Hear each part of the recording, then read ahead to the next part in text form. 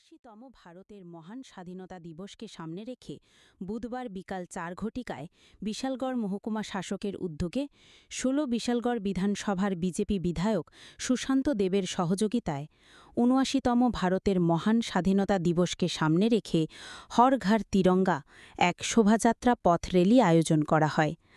আজকের হর ঘর তিরঙ্গা শোভাযাত্রা র্যালিতে উপস্থিত ছিলেন ১৬ বিশালগড় বিধানসভার বিজেপি বিধায়ক সুশান্ত দে, বিশালগড় পুর পরিষদের চেয়ারম্যান অঞ্জনপুর কায়স্থ, বিশালগড় মহকুমা শাসক রাকেশ চক্রবর্তী, মহকুমা ৪টি স্কুলে শিক্ষক শিক্ষিকা, ছাত্রছাত্রীগণ। আজকের এই শোভাযাত্রা পথ র্যালিতে বিশালগড় বিধানসভার বিজেপি বিধায়ক সুশান্ত দেব বলেন, আগামী প্রজন্মের কাছে দেশপ্রেম ও স্বাধীনতা চেতনা জাগ্রত করা। স্বাধীনতা দিবসে তাৎপর্য ব্যাখ্যা করেন। দেখুন বিস্তারিত DD report news on Tiprasa. কি উদ্দেশ্যে আজকে পথযাত্রা?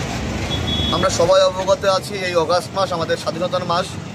এই মাসটাকে আমরা ঘটা করে সেলিব্রেশন করে থাকি এবং মোদিজির আহ্বানে হর ঘর তিরঙ্গা কার্যক্রম প্রত্যেকটা বাড়িতে আমরা পালন করছি।